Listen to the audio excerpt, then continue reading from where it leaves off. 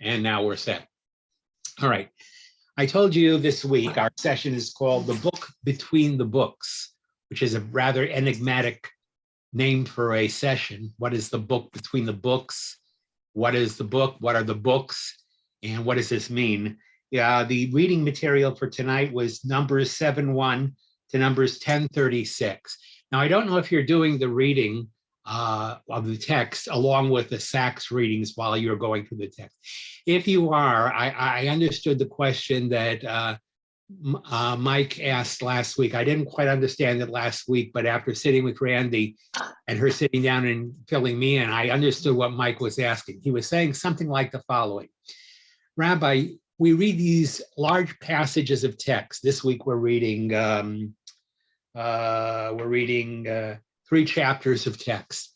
But Rabbi, when you talk about it, all you center on is one particular verse or maybe a couple of verses. You don't center on the entire text, and that is true.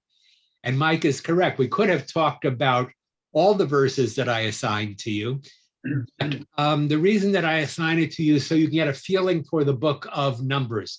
You can get an idea of what the book of Numbers is about. Not that necessarily each evening we are going to cover everything you have read in the text. We're not going to do that, but it will give you at least a chance to go through the text, get a feel for what's discussed, and then we will talk about the material that I have assigned. All right, so specifically I told you that tonight's lecture, or tonight's discussion rather, is based on 2 verses, okay? It's based on chapter 10 of the book of Numbers, verses 35 and 36. So before turning to those 2 verses and my asking you what you made of it, can someone give me a brief review up until now, up until chapter 10, verses 35 and 36? Can someone review for me the content of the book of Numbers up until tonight's session? Joseph, go ahead. And this is what I was getting at when I said it's a good thing he wasn't a screenwriter, a screenplay. He'd fail miserably as a screenwriter. He sure would. The long period of time in the book of Numbers, almost drudgery, getting through the detail of various things that each assignment, you know, the nation of Israel had to do to get ready for the climax. We've gone through 10 chapters of drudgery and 2 sentences of the climax. But to your point, you know, obviously you come out of Exodus, they're a mob of slaves coming over, barely, you know, getting across the river, trying to sustain themselves. And there needed to be a period of time to organize as a nation. You know, they had to be counted and organized into tribes, have leaders and management teams. You had to, God ordained a priestly function. There was a lot of time spent in describing what that priestly function was and the process of being a priest.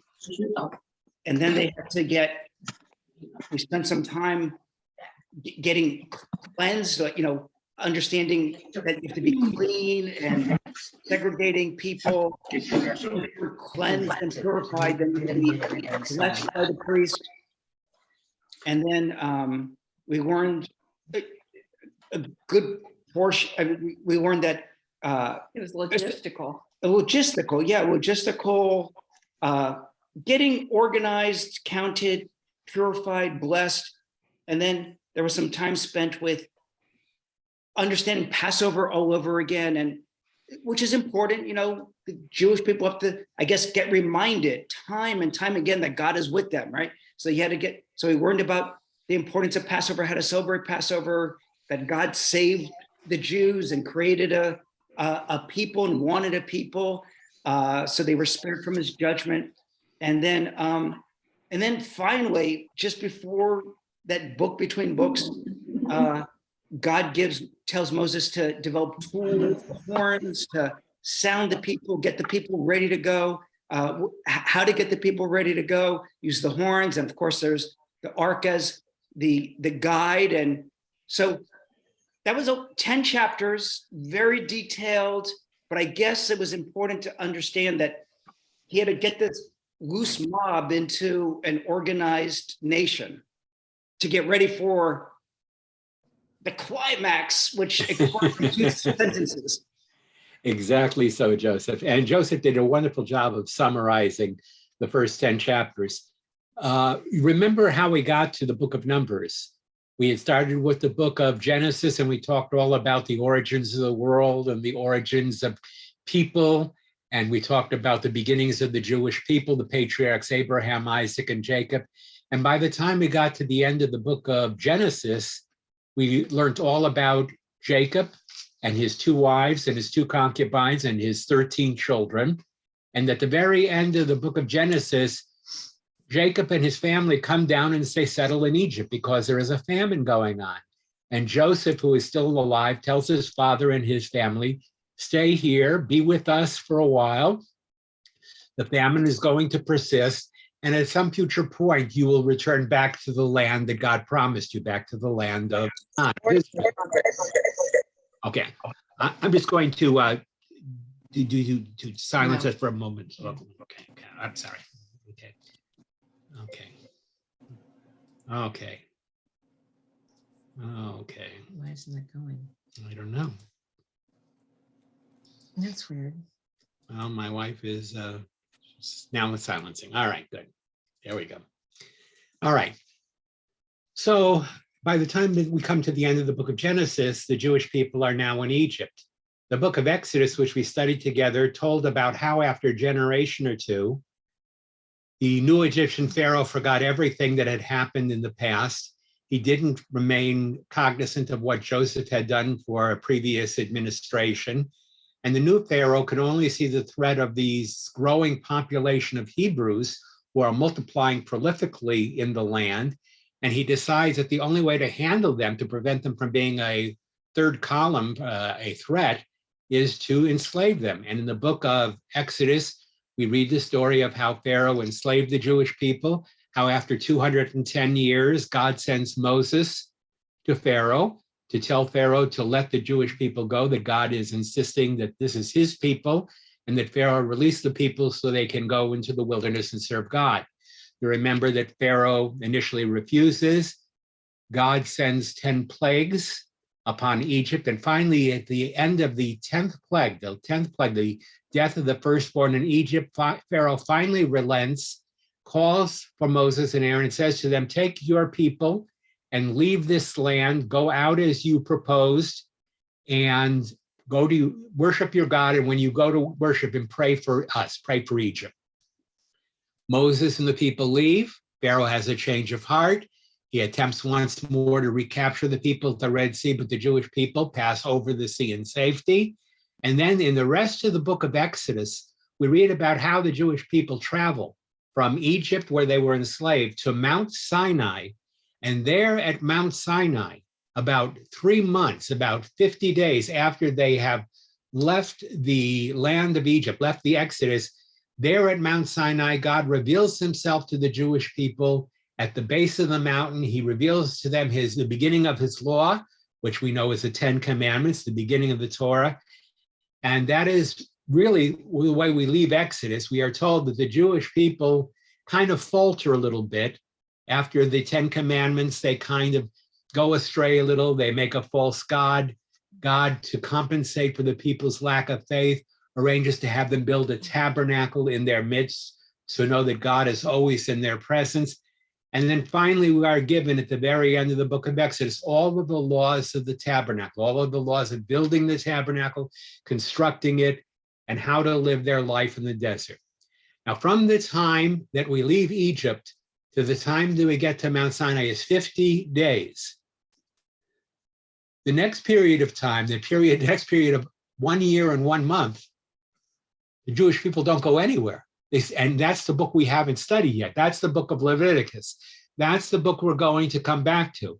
That is the book where God will teach the Jewish people the Torah. The Jewish people will spend an extended amount of time in the wilderness at the base of Mount Sinai. And what are they going to do for that year? God is going to instruct them in his Torah, and the people are going to learn how to worship God and how to serve him. Everything that they have to know, everything that they have to acquire before they go into the land, Moses, at God's direction, will teach the people everything they have to know. They remain in the wilderness 1 year and 1 month. So from the time they come to Mount Sinai till the time of the book of Numbers, when we start, 1 year and 1 month have gone by. The Jewish people have not gone anywhere. They're still at the base of Mount Sinai. They haven't encountered anything special. God is watching over them and protecting. For 1 year and 1 month, for 13 months, they have had the luxury of sitting and learning about God's Torah. Okay. Then Joseph very accurately describes what happens in the book of Numbers. All right. After spending 1 year and 1 month, 13 months in the wilderness, learning of God's Torah, God announces to the Jewish people, okay, the time has come. You've learned what you have to learn. You are now to all go and continue on your journey. And I'm going to bring you to the promised land, and you are going to go to the promised land, and you are going to take possession of it. You're going to conquer the land, and then you are to settle there. So it looks as if this entire story all takes place within a period of about a year. From the time the Jewish people arrive at Sinai to the time God says to them, you are ready to go in and take possession of the land, about 1 year and a month have passed. And as Joseph says, God says to Israel, all right, now you're ready to go. Now I got to prepare you to go. And as Joseph indicated, and as Mike alluded to last week, there are a lot of instructions, a lot of particulars. In addition to learning God's Torah, the people learn how to organize their camp, how to bring order to their life as slaves. You remember, it starts up by God telling the people, you're going to move forward, you're going to go to the land. First, I want you to take a census. And each of the leaders of the tribe of Israel, of each of the tribes, together with Moses and Aaron, they count the members of their tribe. So all of chapter 1 is spent with learning about the counting of the Jewish people.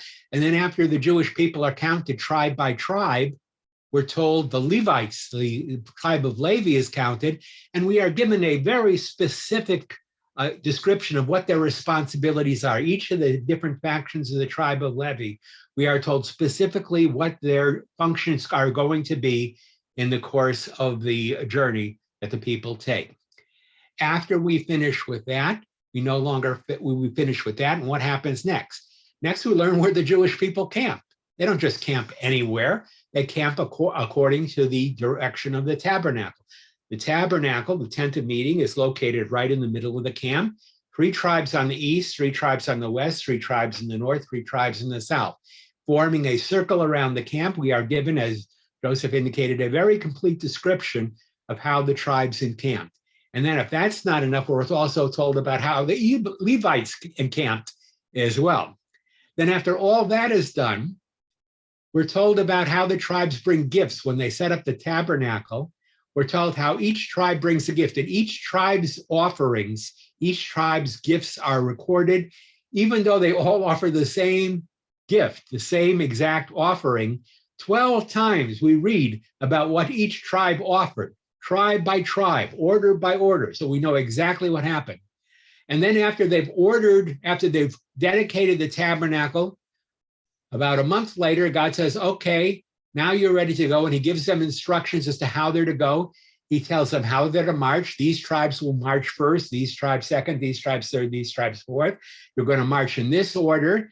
And furthermore, God tells them that as you march, as you order, this is the way you're going to travel. I've given you your final instructions. He tells them about the trumpets, the shofars that will be blown as they begin their journey. And then God essentially says, okay, guys, I've given you all the instructions you need. You know what you need to know about the Torah. You know what you need to know about organizing the camp.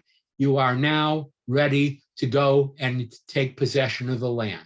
Had it not been for what's going to follow, that we will talk about today, the Jewish people probably would have been at the borders of the land of Israel in 3 to 4 weeks, and the conquest and the division of the land would have taken place immediately, okay?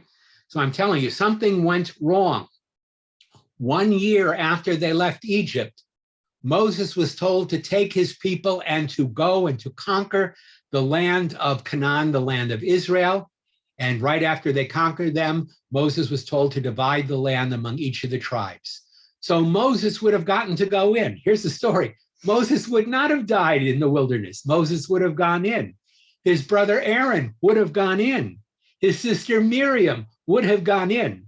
That generation that left Egypt, they all, or most of them, would have gone in. There would not have been 39 years of waiting. Something went drastically wrong in the latter portion of this week's reading, okay? Something occurred that caused the Jewish people to take a 39-year detour. That's a long detour. We're going to look at that today, but Joseph has given us a very accurate description of what you have read in the 10 chapters of the book of Numbers up until the verse that I singled to you. The verse that I singled to you is the dividing line between the first part of the journey from Egypt to Sinai, the journey from slavery to freedom. And the second part of the journey was supposed to be the journey from Sinai to the land of Israel, the journey from freedom to conquest. But something went radically wrong. And go ahead, Joseph, go ahead. And you're on, go ahead. So, and this is what I couldn't understand in it. 10 chapters, detailed. We come to the climax. They're moving into the promised land. This is the climax of the whole Jewish story, that Israel getting the promised land. It's in 2 sentences. And here God has given the ark, told to move the ark in front, the cloud, God is living in the cloud to move with him. He has Moses, God is talking through Moses, and Moses is leading them. I don't understand how this is not the end. I mean, this should be the end. This is the climax. This is the blast off. This is, in fact, the climax. As Joseph says, this should be the climax. God is with them. He's protected them. He's provided for their food, their water, assured them the success of their mission. He has told them the time is ready to go. If we had not had what we're going to have coming up shortly, the Jewish people, by the end of the book of Numbers, would have come to the very borders of the land of Israel, okay? By the end of the book of Numbers, which is where they come to anyway, but the children of Israel, by the end of Numbers, would have been right there at the borders of the land of Israel. And then what would the 5th book of the Torah have been?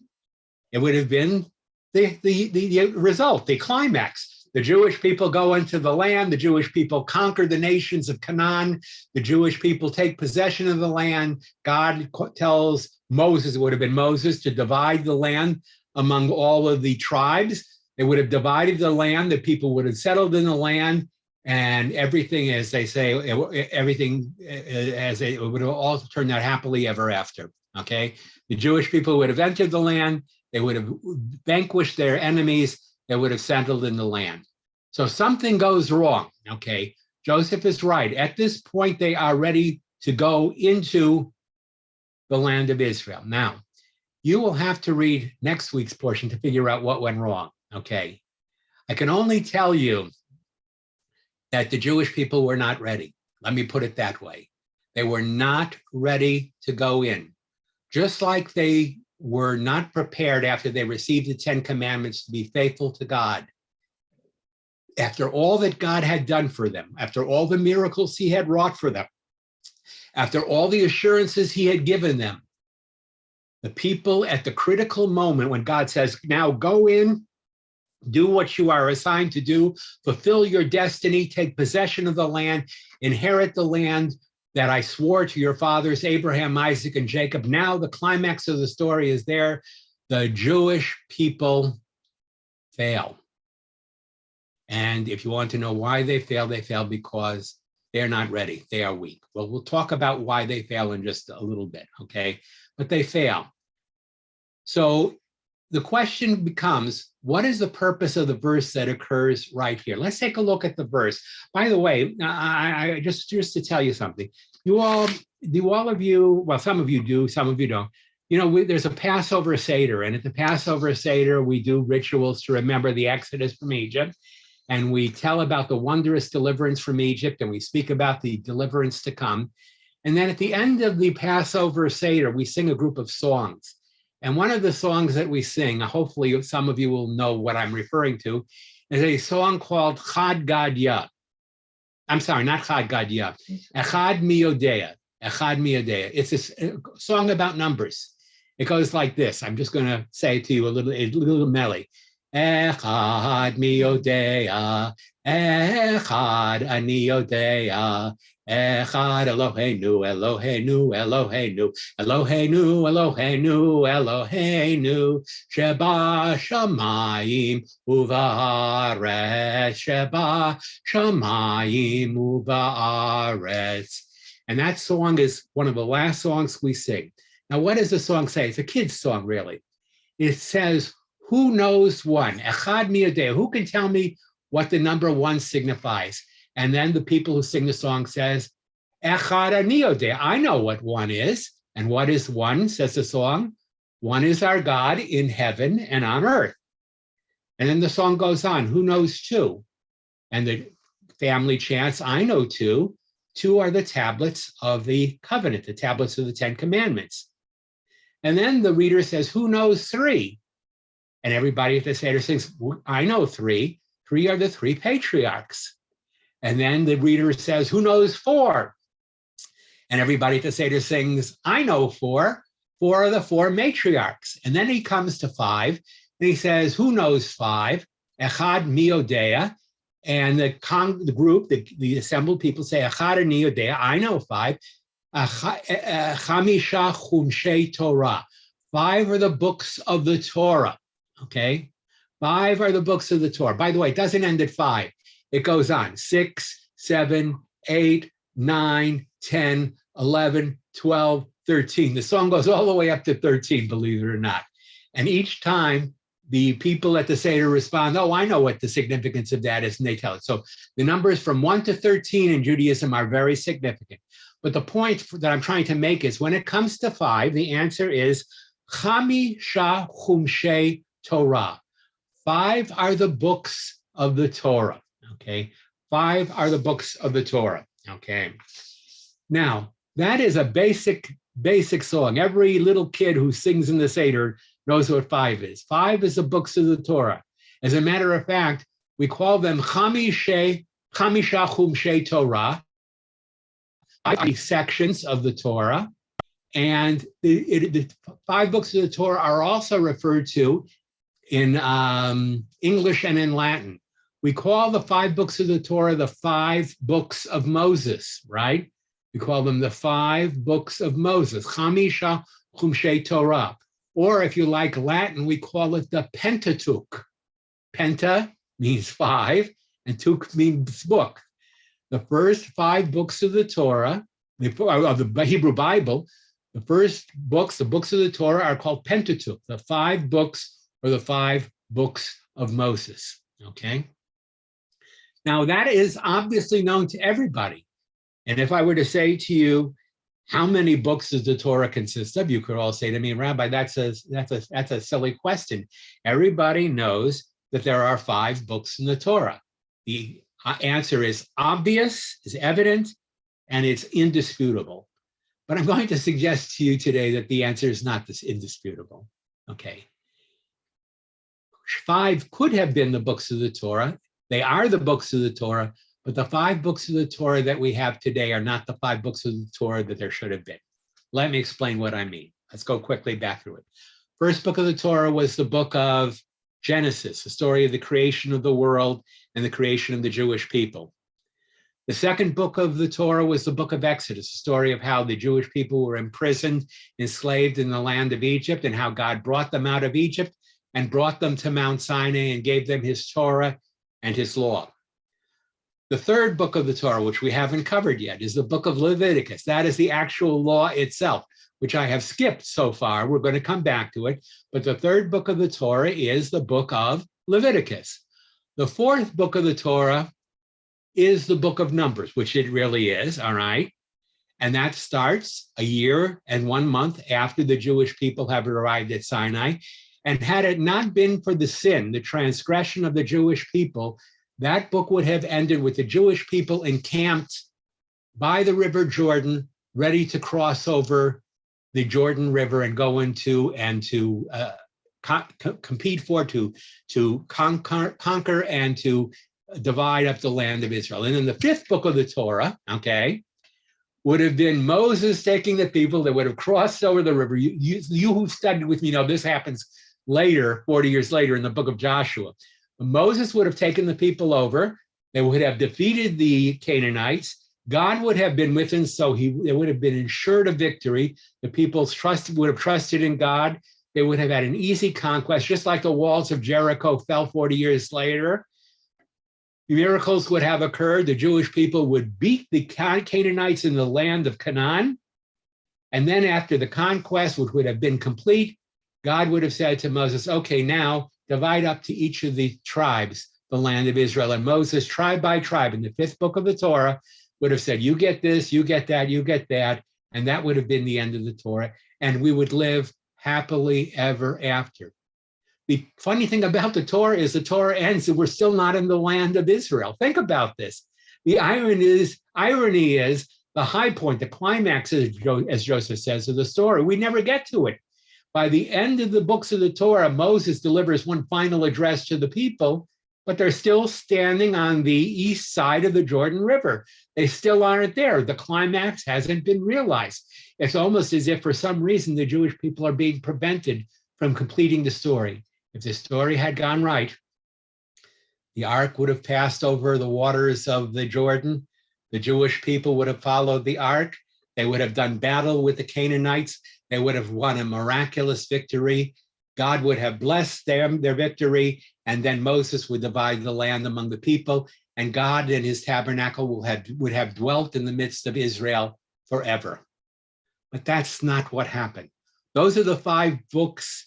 The five books that we should have had ended 40 years later with the death of Moses, with the death of Aaron, with the death of Miriam, with the death of everybody who had escaped Egypt, every man who was 40 years of age and older, except for Caleb and Joshua. And only after Moses died, the last of that generation, died on the east side of the Jordan River, only at that point did God bring the people of Israel into the land. What prevented the Jewish people from going over? Okay. And the answer, quite simply, is the events that you are going to learn about in the next. Well, actually, you're going to learn about them all in the next week, okay? You'll learn about them in the next chapter. You will learn about them in chapters 10 and 11 in the book of Numbers. You don't have to go far. The Jewish people commit four serious sins right in a row. They go from one bad decision to another, and in each case, they make the absolutely wrong decision. And finally, at the end of the fourth decision, God says to Moses, I've given up on this people. This people is not worthy of going into the land. I will not bring them in. I will not return them to the land that I swore to give to their fathers. They will die out. The generation that left Egypt, those who are over 40, will die out in the wilderness. They will die there because they have not been able to escape slavery. And the generation that was under 40 when they left Egypt, that generation I will bring in 39 years from now, I'll bring them into the land. Okay. What did the people do? Basically, they did not heed God. The same thing that they had done when God commanded them in the 10 Commandments, you shall have no other gods besides me. You shall not make any idol nor worship it. This is the Jewish people made a terrible mistake at the time of the giving of the Torah. And God was angry with them and he was ready to punish them. You remember the story. God was angry with Moses. And he says to Moses, who's at the top of the mountain getting the 10 Commandments, he says to Moses, you are up here to receive the commandments and look at what your people are doing, Moses. The people that you brought out of Egypt, the people that 50 days ago heard me say, I'm the Lord your God, you shall have no other God besides me. They've already fallen away. They've already asked Aaron to make them an idol. They're already worshiping that idol. They're already sacrificing to that idol. God is so angry that he says to Moses, leave me alone, let me wipe them out, and I'll make a people of you, Moses. I'll raise up a new people out of you. Moses, you'll remember, the good leader says, no, God, if you're going to wipe them out, then wipe me out as well. I failed as a leader. Obviously, the people went astray. It's my fault too. And finally, after arguing with God and offering all kinds of reasons, Moses wins from God the following concession. God says, I will not wipe out this people. I will continue to be with them. I will continue to lead them. I will continue to watch over them. You have argued well on their behalf, Moses. Now, therefore, go back to the people and say that I am still with them and they will continue on their journey. Everything looked fine. God had forgiven the people. They were, after all, a nation of slaves. They hadn't been prepared yet.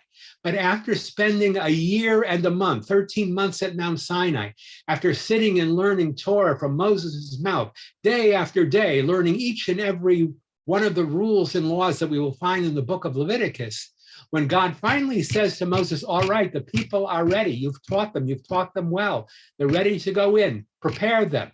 Let them go in. Let them conquer the land. Let them settle the land. No sooner does Moses and the people start to journey to do just that when the people make another tragic error and they don't trust God once again. That is why the story does not end up happily. Not because God was unfaithful, not because God did not fully intend to bring the Jewish people to the land of Canaan, to the land that he promised. God intended to do it, even though he knew it wasn't going to happen.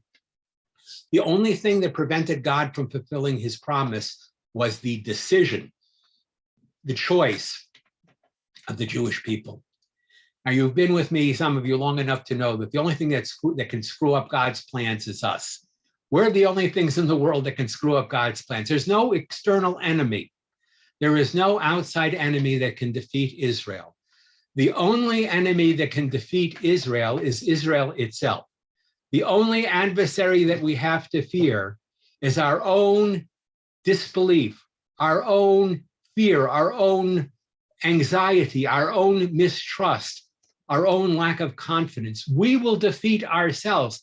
And God probably knows that even at this time. But the point is, had we maintained faith, God would have done his part. He would have taken Moses and the people, brought them to the boundary of the land, and then we would have read the fifth book of the Torah, which really would have been the book of Joshua, Moses taking the people into the land, conquering the land, and the Jewish people settling in the land.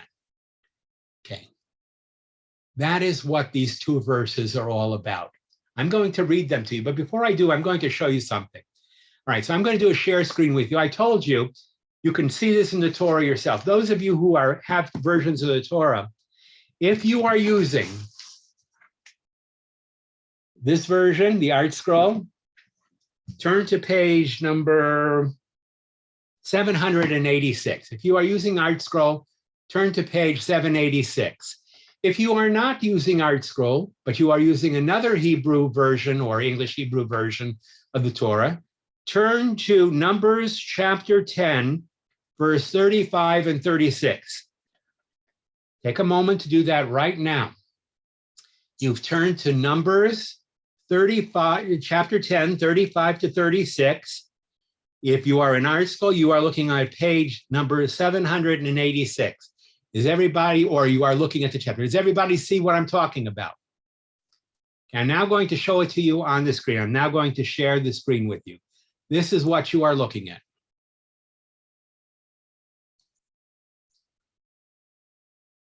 Okay, oh, I didn't do it, Ran. Okay, so hold on one moment. I did not succeed in sharing with you. Okay, I'm going to one more time try. Screen share.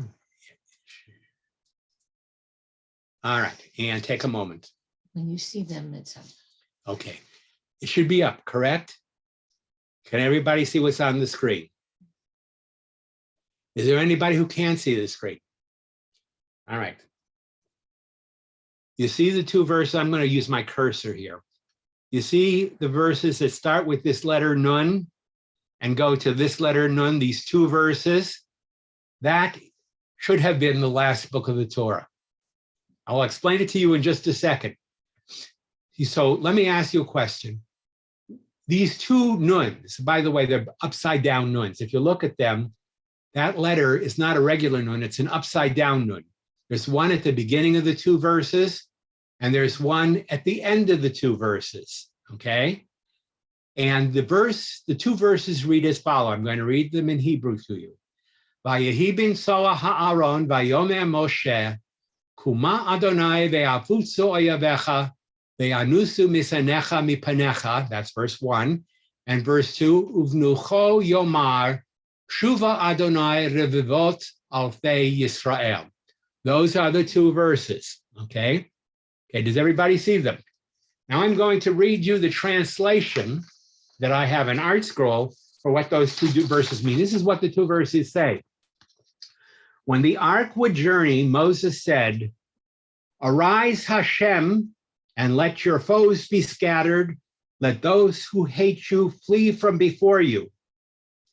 And when the ark rested, he, Moses, would say, "Reside tranquilly, Hashem, among the myriad thousands of Israel."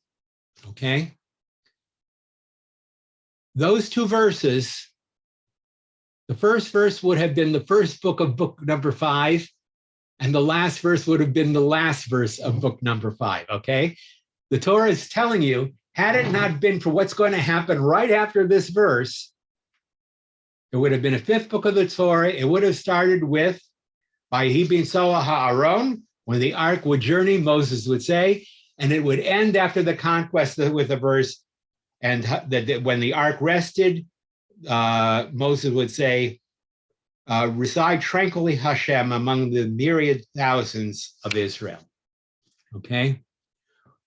Now, okay, everybody can see the two nuns. Everybody see the two nuns and see what's there. Okay, I'm going to take the share screen off now. Stop share. Okay. Okay. I thought I was taking it away, but I did not. Okay, well, one moment, and I'll take it away. Okay. All right, there we go. Okay. Make it big for you. Okay, thank you. All right. Now, I have given you all the material you need to explain the following problems. If the Torah was supposed to have ended just in a short period of time, within a period of a little bit of time, if the people hadn't sinned, the Torah would have ended with one more book, and it would have started with the first verse that you read, and it would have ended with the last. Does someone want to try and explain that dilemma to me?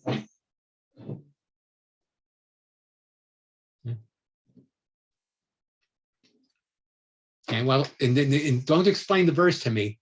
If the book of Numbers had ended by the banks of the above the Jordan River, the book of the 5th book of the Torah, the 5th book of Moses, would have begun with Moses and the people and the ark crossing over the Jordan River. Now think about this for a second. When the ark crossed the Jordan River, what went first, the ark or the people? Okay, does anybody want to tell me what went first from the book of Joshua? Go ahead, Gail. I believe it was the ark. The ark went first. If you remember Joshua, God tells Joshua, tell the men, the Kohanim, to carry the ark, to take the ark with them, to carry it by hand, 4 of the priests, to walk into the middle of the river. And when they get to the middle of the river, tell them to stand there and to wait.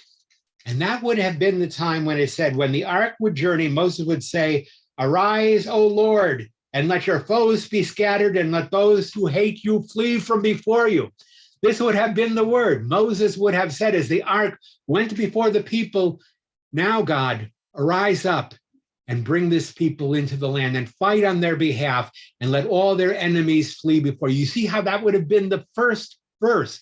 It would have been the logical first verse. The Jewish people would have been at the shore of the Jordan River. God would have said to Moses and the people, all right, you're ready to go. He probably would have sent the priests ahead. The priests would have gone ahead. They would have stood in the river holding the ark. And just before the people followed, Moses would probably have said, it would have said the following, Kuma Adonai ve'afutzu oyavecha. Arise, O Lord, and let your enemies be scattered, that those who hate you flee from before you. That would have been the clarion call. People would have gone in, they would have come to Jordan, they would have they would have crossed the Jordan, they would have come to the land of Canaan, they would have conquered the entire land, okay? And we would have in the 5th book, the description of the battles, the description we have in the book of Joshua, except it would have been even more quick, more miraculous. And then finally, when they had conquered the land and the Jewish people had finally been given the land, tribe by tribe, the ark would have returned to Shiloh, its holy place, right? And there Moses would have said the following verse, reside tranquilly, O Lord, Hashem, amongst the myriad thousands, the tens of thousands of the people of Israel. That would have been the sign, God, now that we've conquered the land, now that your people have settled, return, O Lord, dwell in your tabernacle, in your house, amongst the tens of thousands of families of the people of Israel. It would have been the end of the story. You see how those 2 verses form the link that begins and ends what should have been the 5th book of the Bible. Joseph, you were going to say something. Go ahead. Yeah, I was going to say, Rabbi, I kind of disagree with you in terms of, the battles that would have happened. I mean, let's put this in perspective historically. This is a year and a couple of months after Exodus, the defeat of the greatest power on earth by God through Moses. That story would have spread like wildfire through this area. If they saw Moses and his staff coming with the Ark of the Covenant, with Moses, I think they would have just fled. I don't even know if there would have been a battle. There wouldn't have been a battle. I think you're right, Joseph. Had they come 1 year after they left Egypt with that fresh in their minds that Israel, this people, the slave people, had defeated the mightiest kingdom in the ancient world. Egypt was the mightiest nation in the ancient world. And had Moses and this nation, which were making their way and progressing, had they saw this people approach, as it was, they were getting more and more afraid. They were afraid because the people were coming. They were close. They were in a panic. They were going to be defeated, okay? It is likely that all Moses and the people would have had to have done was to simply cross the Jordan River, and Joseph is probably right. And certainly, if they had come to Jericho, the ark was in front of them, and Moses was saying, arise, O Lord, let your enemies be scattered. And on the 7th day, the walls fell down, and the Jews, that would have been the end. There would have been no prolonged battles. There would have been no partial conquest. Israel would have gone in and taken possession of the land immediately. They would have left no Canaanites in the land. The Canaanites would have been so frightened and so scared because of everything they had witnessed in the last year that they would have cleared out completely. It would have been a decisive and complete victory. Because Israel had traveled for 39 years and faced other battles and other vicissitudes, by the time they finally crossed the Jordan River, even though the Canaanites are afraid of them, some of the fear, Joseph, you're right, has been mitigated. There possibly would not have been a battle. It possibly would have been one glorious miracle with no defeats. God would have been there. His signs would have been apparent. The Jewish people would have entered. The Canaanites would have cleared out with no destruction. They would have left the land. The Jewish people would have come in, and Moses and the tribes and Aaron would have distributed the land among the tribes. Good. Anybody else? Anybody else want to venture how it might have turned out if the Jewish people had made the crossing right away after they left Egypt? Anybody want to conjecture? Okay. How many of you agree with Joseph that the conquest would have happened very quickly and even more miraculously than it did? Anybody? Okay. Okay. Some of you are jaded because you know how it turns out. You know the Jewish people fail. You know they lack courage. You know that they don't get to Israel.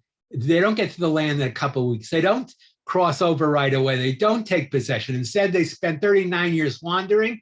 And then those of you who study Joshua and Judges know that the conquest of Israel takes painfully long. This was not the way the Torah was supposed to end. When God said to Abraham, I have given you and your descendants this land as an everlasting possession.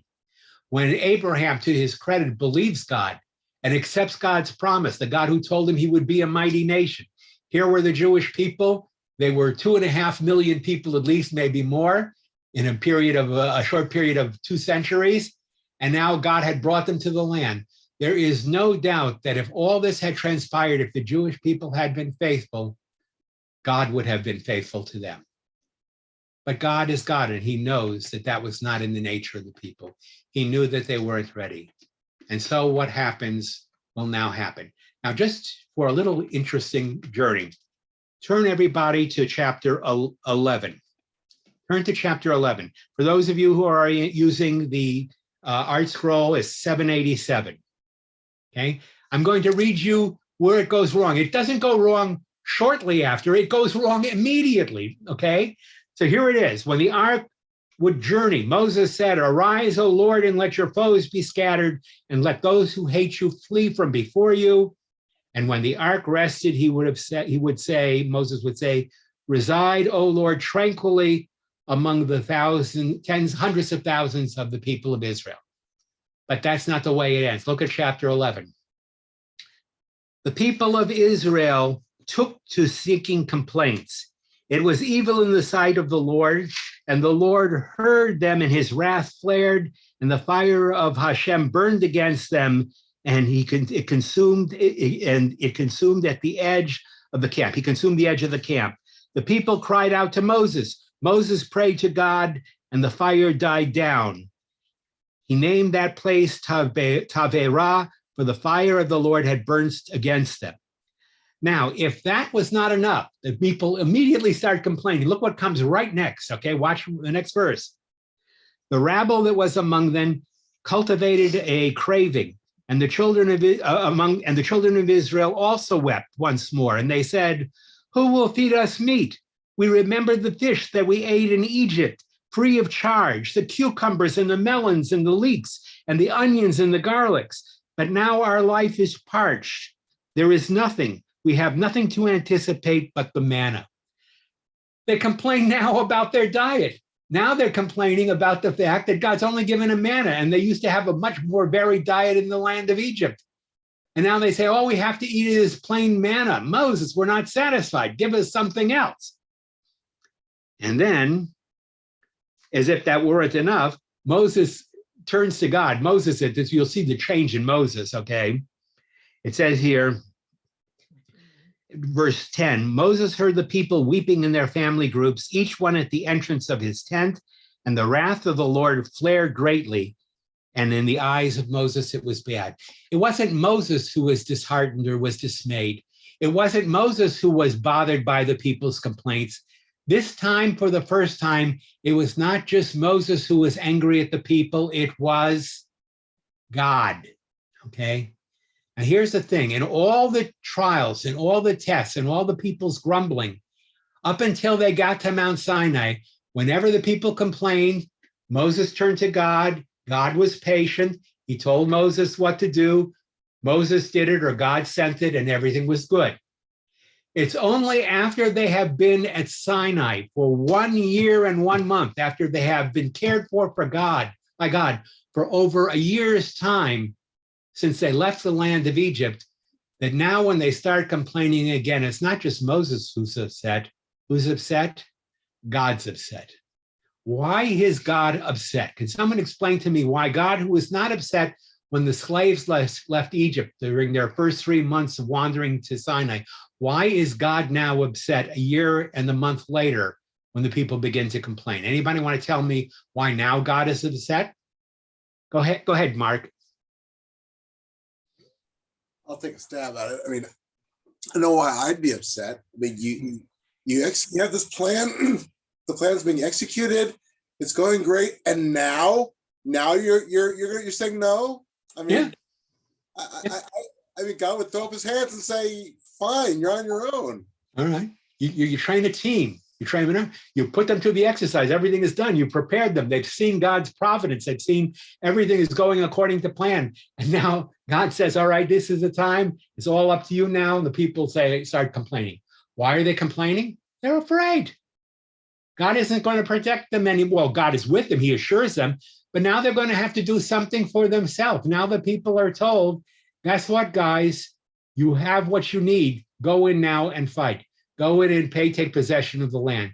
And even though, as Mark said, the plan was all there, they should have trusted in God, and they should have eagerly or courageously or faithfully believing gone in and trusted that God would save them, they immediately start to complain. When you hear people complain, you know the following: the people are worried.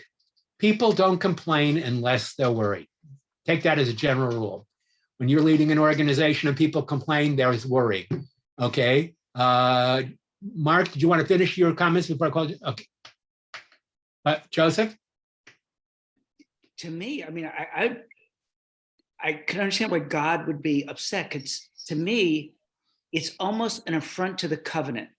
I mean, here, there was a covenant between God and this nation of Israel. God saved them from slavery, brought them over and said, I will give you Israel, what I promised the patriarchs. I would give you this land. You just have to have faith in me and believe in me. And here God is in the cloud with the people, going with the people, and the people don't want to take what God, the promise of God. To me, it's a broken promise. It is the people effectively rejecting the gift that God has now given them. It is as if they're receiving this gift. God has done everything he's told them he's going to do. He has protected them in the wilderness. They have seen God. They have heard his law at Sinai. They have been organized by God. They are now finally told it's all there. Everything that has been promised you is ready to fulfillment. Now just go and do it. And the people balk. They say, oh, wait, we can't do this. And what you'll see next week is the ultimate betrayal. You're going to see the ultimate betrayal. It is not God who has failed, as Joseph and Mark point out. The people have failed.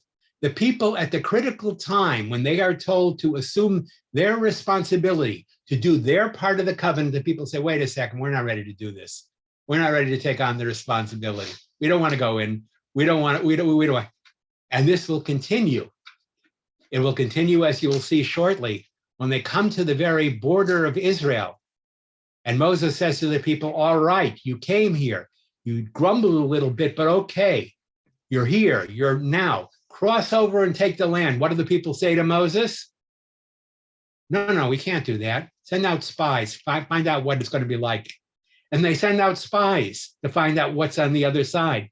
And when the spies come back and tell them, the land which we saw is as God said, it is a good land. It is a productive land. It is a land filled with hills and vegetation and all the things God promised you. But then the spies say, however, it's going to be hard for us to take it. The people immediately lose faith. Remember what they say, any of you who read this portion before? Moses, why did you bring us out to die at the hands of the Canaanites? We're going back to Egypt. Let's appoint new leaders. Let's go back to Egypt. Go ahead, Hal. It's again what I call the Pharaoh syndrome. Over 200 years of slavery, you don't cast it off immediately. I think in a previous class, I likened it when the Soviet Union fell, all these countries, the former Soviet states that were dependent on Mother Russia for everything, one day they picked up and left. You're on your own, make your own pathway. I mean, we were in Ukraine when that happened, and you could see it.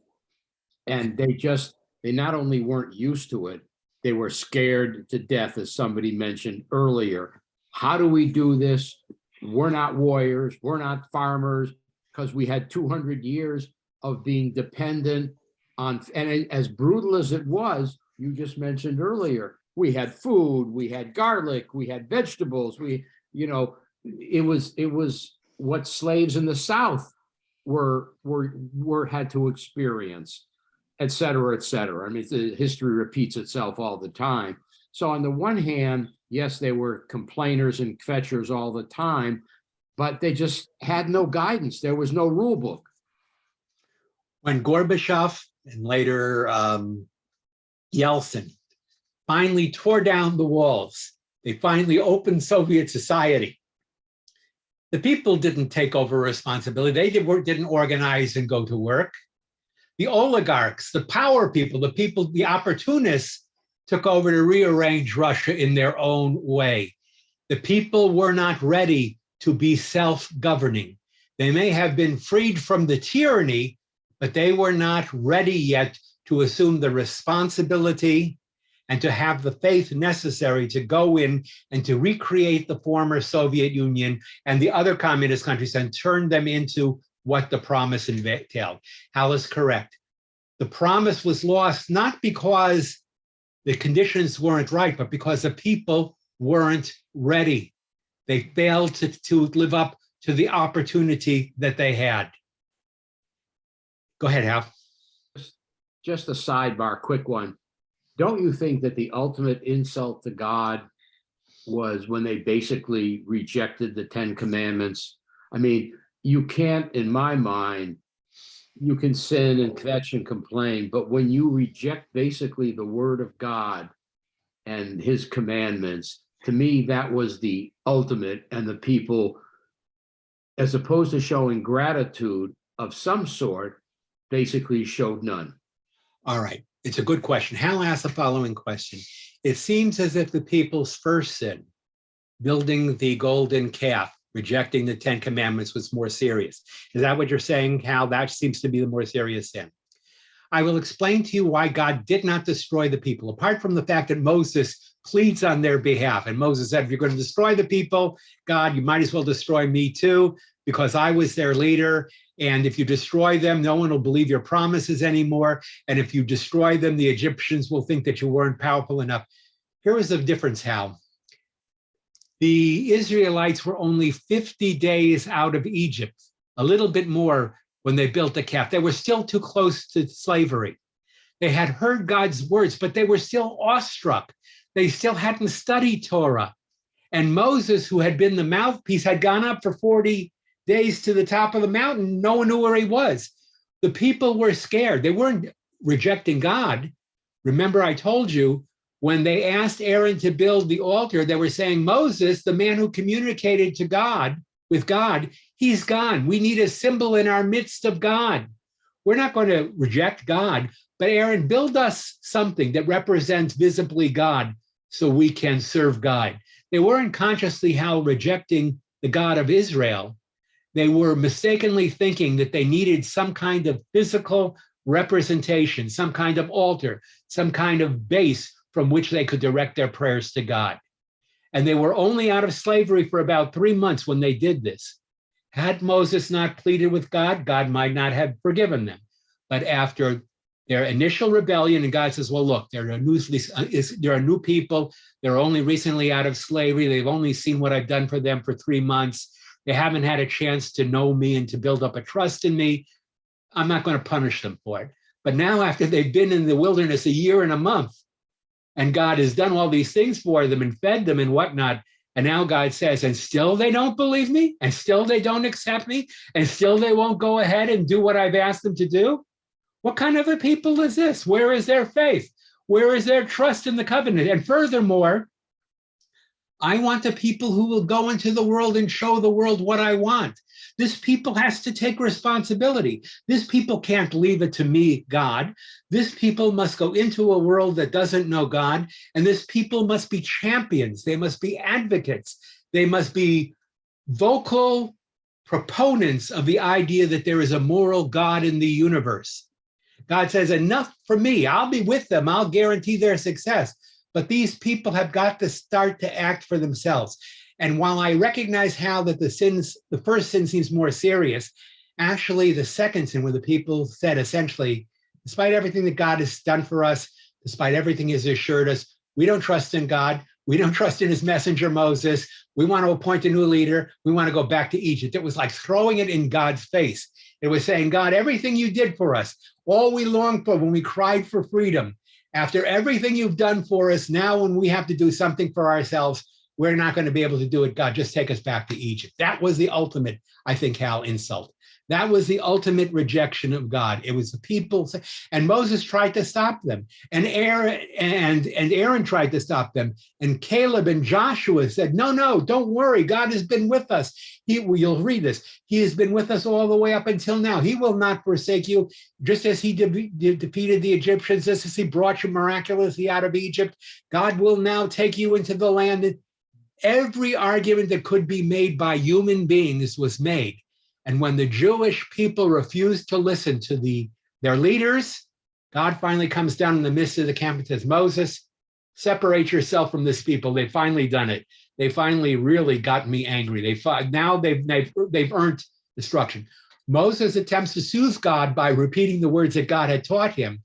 But God, while he will be soothed, says, however, I will not forget this sin. What the people have done this time by rejecting me, by rejecting my law, by not having faith in me, by asking for a new leader to return to Egypt, they have broken the covenant. This generation will not go in. Their prophecy will be self-fulfilling. They worry that they were going to die in the wilderness. That's exactly what's going to happen to this people. They will all die, those who are 40 and older, in the wilderness. Their children, who they worried would be prey to the enemy, the children I'll bring in, but the people I won't bring in. It was kind of absolute just punishment. God was saying the people didn't want to go in. They wouldn't trust me. Fine, self-fulfilling prophecy. They're not going in. By the way, as soon as God tells the people they're not going in, as you'll see next week, they either regret what they've done and they say, oh no, we'll go in. And they go, even though Moses says, don't go in, God's not with you. You know, they said, we did a terrible thing. We should have trusted God. And they say, let us go and let us take the land. And Moses says, too late. You had the opportunity to go in and God would have been with you. God has told you you are rejected now from going into the land. And the people nonetheless attempt to force the end themselves and they are defeated badly. All right. So you see that what could have been a glorious and simple ending, which would have resulted in Genesis, Exodus, Leviticus, the book of Numbers up until the coming to the land, up until coming to the Jordan, and the fifth book would not have been the book of Deuteronomy where Moses gives a goodbye speech. It would have been Moses taking the Jewish people into the land of Israel, conquering it and settling it. It all would have been done within a period of 2 years. Yes, questions? Yes, go ahead, Erwin. So the way I'm looking at it is that God made a covenant with the people, not with individuals. Correct. The people as a whole. Or with the people as a whole, not with individuals that refused to go or the individuals that complained. The people went all the way to the River Jordan. They started complaining, but and God was upset, and apparently he felt he was rightfully upset, but he didn't give up on the people. He said, they're not ready to go across the Jordan River. They need to spend some more time to be re-educated, to be transformed before they can go in and actually accomplish what it is that he promised. Mm-hmm. So I think that the remaining 39 years were devoted to that re-education, redevelopment of the people before they went in. I don't think he gave up on them. I don't think he was upset to the point where he gave up on them. Okay. Erwin says, let us not look at the 39 years as a punishment for that generation rejecting God. Let us look upon, Erwin says, as God's recognition that the people are not prepared to go in and to do what they have to do. And this 39-year period, Erwin, you're saying, is a period of education and continual preparation. Right. Okay.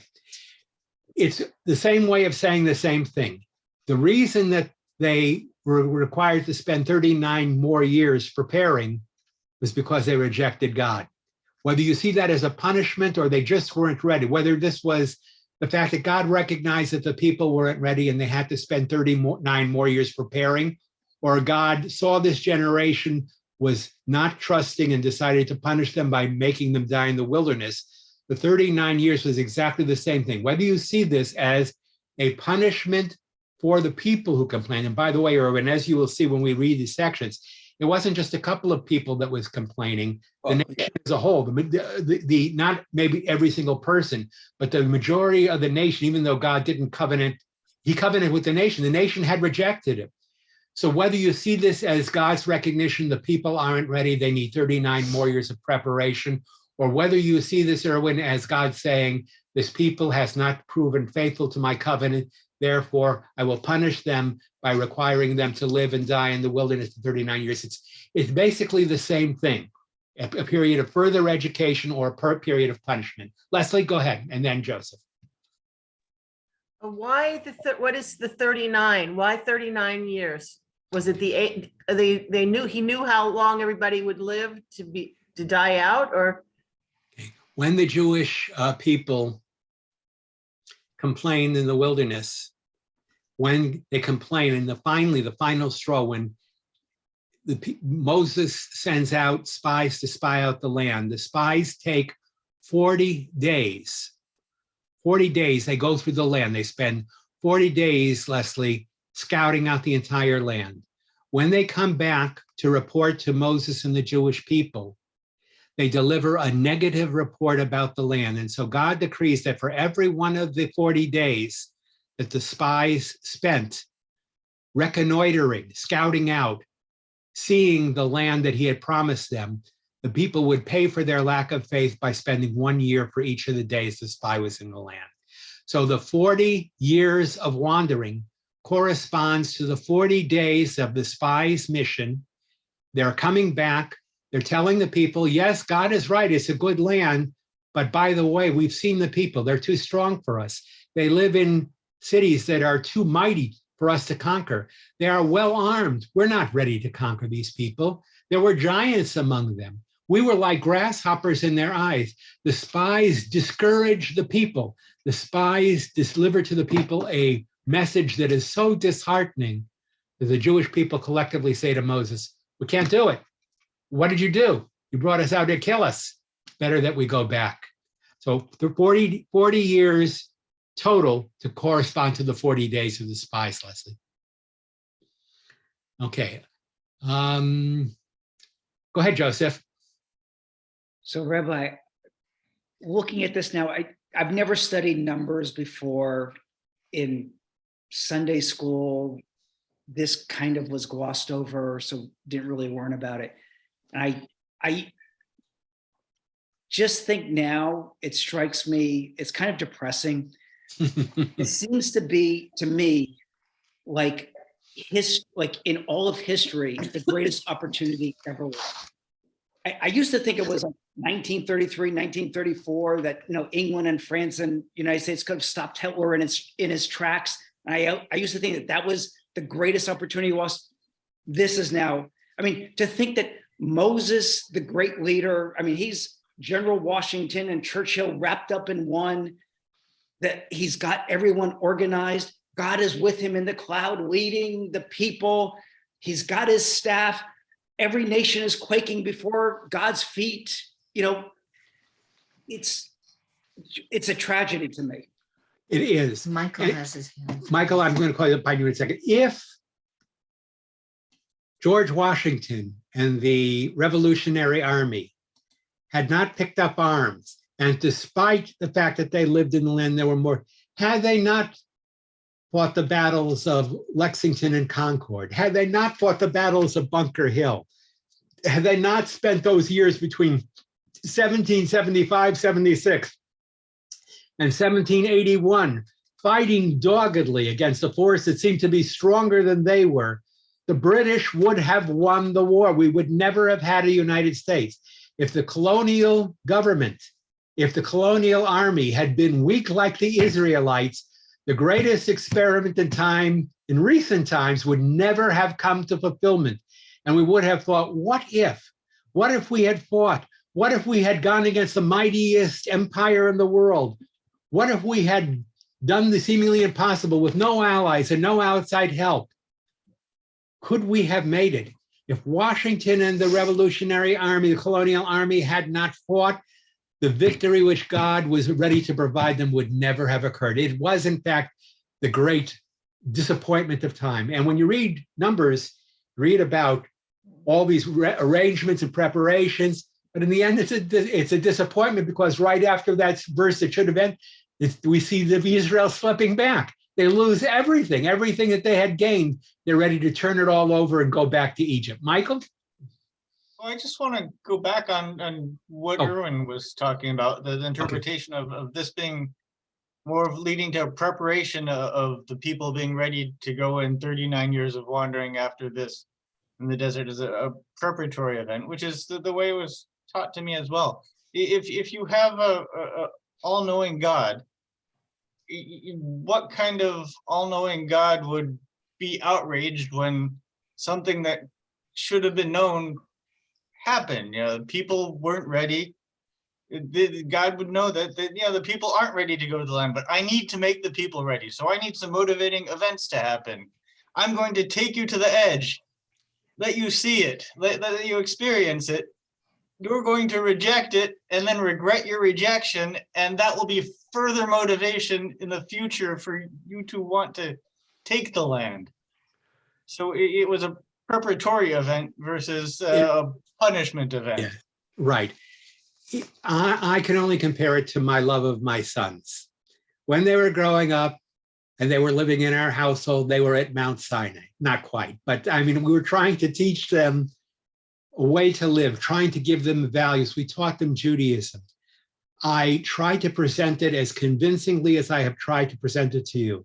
I have tried to show them the beauty of life, but I realized that when they reached a certain point in their life, they were either going to accept the teachings that their mom and I had offered them, or they were not. And even though I was probably wise enough to know that they were going to have to make their own mistakes and that they were going to not take all my wisdom and the wisdom I conveyed to them, I knew that they were probably going to have to make their own mistakes, Michael. They were going to have to learn themselves. Did it prevent me from trying to teach them? No.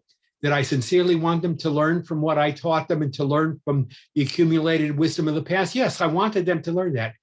But even being a knowing father, I knew that they were probably going to have to make their own mistakes and take their own wrong paths, because my kids both at a certain age were convinced they knew more than I did about what was right and what was wrong. I think they were convinced that I was giving them an antiquated message and that you can't trust dad. Dad is old-fashioned and caught in the past. If you turn to my sons today, my older son who is 41, my youngest son who is 31, they will going to be 31 at the end of the year. They will tell you how much smarter their parents got over the course of the last years. Okay. They will tell you, had I been smart, had I listened, had I taken to heart the words and the lessons that mom and dad tried to teach me and the lessons of our tradition, I would have avoided some of the avoidable mistakes and I wouldn't have had to take the painful path that I had to take. I think you're right. It's something that God knew. God as a parent was probably very disappointed, but God, who is all-knowing, probably understood, Michael, you're right, that there were some lessons that the people were not going to appreciate until they fail. And by the way, in my life, I have learned far more from my failures than I have ever learned from my successes. I will tell you, I have learned from my successes as well, but the person that I am today, the truly important lessons in my life, I have learned not from the successes, but from the failures. I've learned from dealing with life and making wrong choices and then coming to see what the right choices were. So I don't think it's a sad story, Joseph, you're right, but maybe it's an inevitable story. Maybe it's a story about trying to teach the new generation to come and to learn the lessons of the past and not to have to repeat them. But it seems like in every generation, you go through the same thing again and again and again. The new generation has to learn for themselves the lessons that we have learned so painfully. All right. Well, yes, go ahead, Joseph. Okay, sorry to end on a technical question. When you took us through the Hebrew Torah, the writing in the Torah, and you showed us something that looked like a C. Yes. C. What did you call it? The two nuns, you mean? Two nuns, yeah, nuns. Yeah, let me take you to it one more time. Let me share with you one more time so I can end with, yes, looking at what you were talking about, Joseph. Okay, do I hit the picture first and then the share, Rand? Yeah. Okay.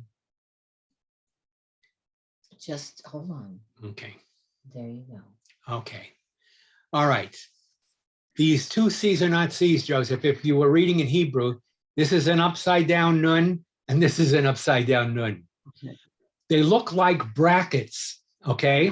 Oh, yes. These nuns look like parentheses, all right? What the text is saying is, Had it not been for what's going to immediately follow, these two verses would have been the first and the last verse of the finishing story of the Jewish people. That's what that means? That's what it means. Okay. Nun to that nun says, Trying to highlight it. yeah, Keep going, I'll do okay, it. Go ahead. okay. Just keep From talking. the nun to the nun, Randy's going to try and highlight it. Oh, there we go. Okay. We'll do it in color. Not from the nun itself. Yeah. I know where Okay. they are. I okay. looked at them yesterday. Okay. From the nun to the nun, God would have said, God was saying, had the people listened to me, had they not transgressed, the 4 books would have ended, and this would have been the beginning of the 5th book. This would have been the verse that would have taken the Jewish people across the Jordan and into the land of Canaan. Wow. What those 2 verses mean. And it's the only time in the Torah this is ever done. You will never see this done anywhere else. It's as if the Torah is specifically stating right in the middle, these 2 verses, if the Jewish people had not sinned, they would have gone straight to the land of Israel, and the final book would have been written about their crossing over in safety and their inheriting the land. That is so powerful. And I didn't know what the nuns were. I didn't know what they meant, Mhm. because I read the readings in the Old Testament of either the Catholic Bible or the King James Bible. And those nuns are not in the King James Bible. So it's only in the Torah, and that gives so much meaning, and it's lost in the Christian Bible, Old Testament. It is literally lost, Joseph, you are right. It is lost for a couple of reasons. Number one, because the English translation doesn't duplicate those nuns. This division that I'm showing you here is exactly the way the Torah looks. If I brought you to my house or brought you to the synagogue and I opened the Torah, I would show you these 2 nuns and I would show you the 2 verses and I would say, you see these 2 verses that seem to be segregated off from everything else? That is where the final story of the Torah would have been written from. It's illustrated so clearly and so beautifully, but you wouldn't have known it from any translation. Right. It sees. Wow, that's really amazing. That's why you have to read the Torah. That is correct. And that is why at some point along the way, for those who are interested, we'll do some kind of a Hebrew class so I teach you how to do that.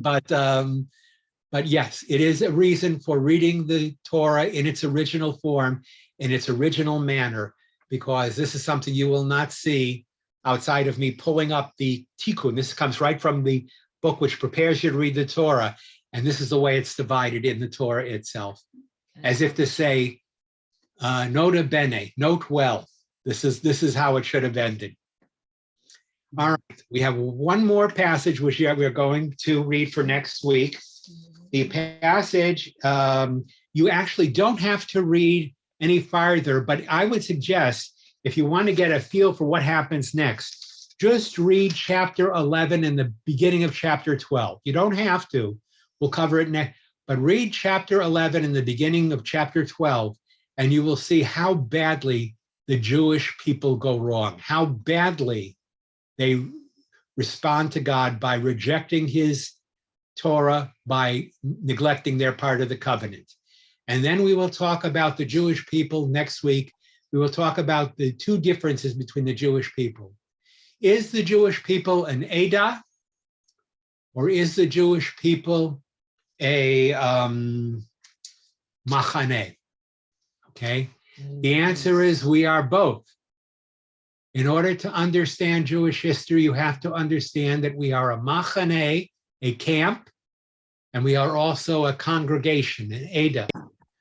What's the difference between a camp and the congregation? I'm just going to say this one time. Think about it. A camp is formed from the outside. It is the reaction of a people to an outside enemy.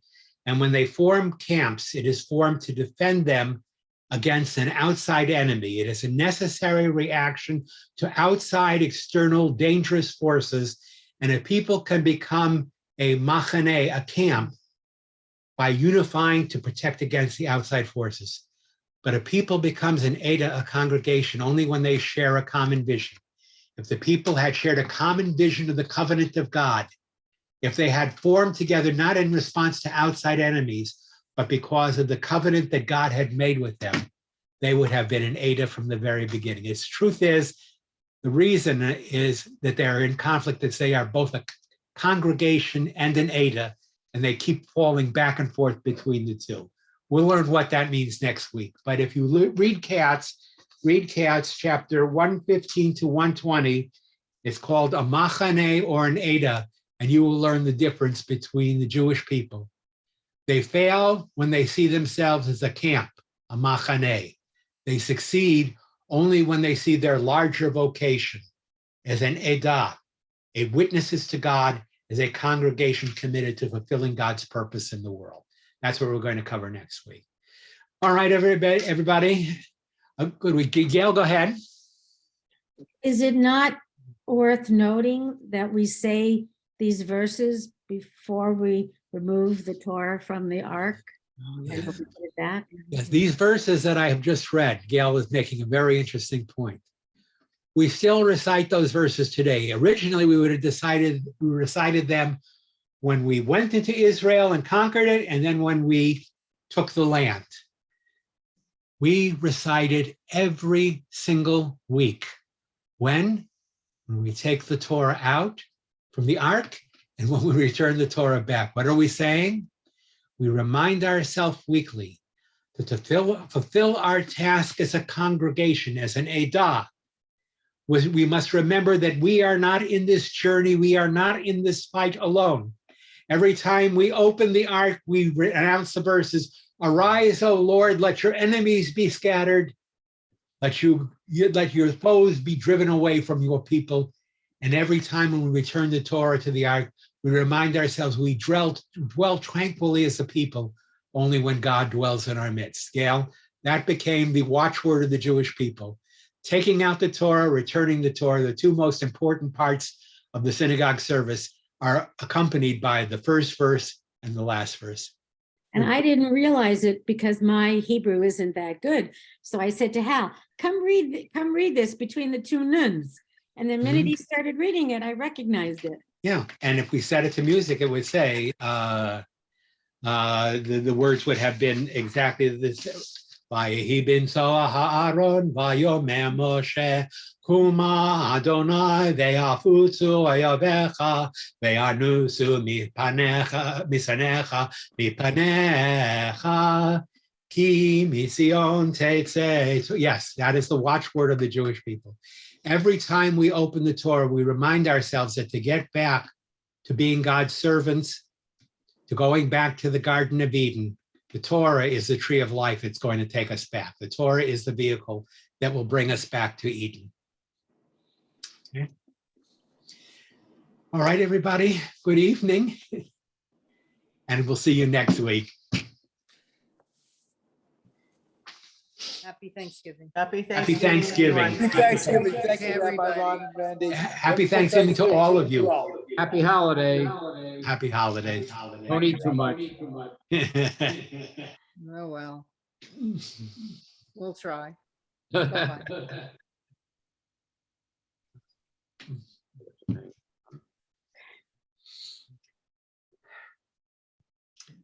All right. It's like Bill Maher after hours. Over. It's like Bill Maher after Did you hours, ever right? watch that? I've never watched it. We actually turned Bill Maher off when we don't continue with after hours. We probably should. Randy, I just wanted to talk to you for a minute. Go ahead. Randy, enter back in. Come on in. Just a minute. Okay, we're still on. Okay, go ahead. I'm coming. I have to move my chair. Yes. What? Wednesday night, Yeah, forget it. are you sure? Because if you want to do it, Hal says he'll go to Phil's Early. early while I'm at PT. Yeah. It works. just sound, you know what? It just sounded interesting, because Greg Lumley's going to be there and talking about it. They did it Saturday, and I've read all the reviews. The Times gave it a good review. Oh, did it? Oh, gave the Times and the Daily News both had rave reviews. And What are we talking We're about? talking about, what's it called? the evolution of the Lemley. No, we're going, yeah. we're going to Oh. Fableman on Sunday. Fableman on Sunday. Okay. Yeah, that's the Fettermans or whatever the Fablemans. Fablemans. Or the, Fableman's. What time was it scheduled for?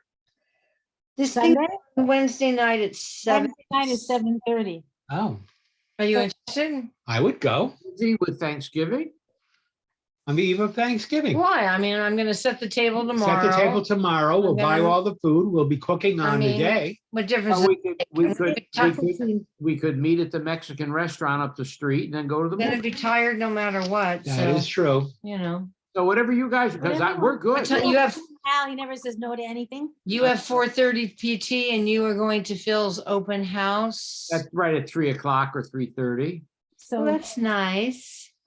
so this way, I don't have to come home and get dressed and go to Phil's and, Oh, I think it would be nice to hear the story, the Lemley story. well, it got good reviews. I just couldn't, I didn't realize that that's what it was called. So when you sent me that text, I didn't know what it meant. Yeah, Times gave it a really good review. So Did it? Interesting. Okay, hold on. Let me see. Let me see if there's seats still available. I please. wanted to go see Fiddler on the Roof, which opened in Yiddish today. And is all. You have to go to great New York review- for Yeah, you that. have to go to New York for that. Oh, New York. Fiddler on the Roof is playing until January. I think Jill. Joe Gray is directing. I think Jill has seen it.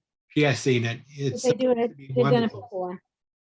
Instead of saying tradition, they say the Torah, or HaTorah. I assume it's in Yiddish with English subtitles. It is. It is Yiddish with English subtitles. Joe Gray was talking about it today when he was on the last part of, what is it? We watched Morning Joe. He was talking about it. Oh, You morning. know something, we know it so well, it wouldn't even need We subtitles. wouldn't even We know need what it is. subtitles. We could, Okay, 1, 2, 3, 4, 5. There's 6 rows. Okay, so I can get the 1, 2, 3, 4, 5th row back from the screen. That's fine. Okay, 1, 2. Screen, that's the flat area, isn't it? Is it sold out? no, here's what is available. That's it. It's not Red available. means it's not. Red, Where's the screen?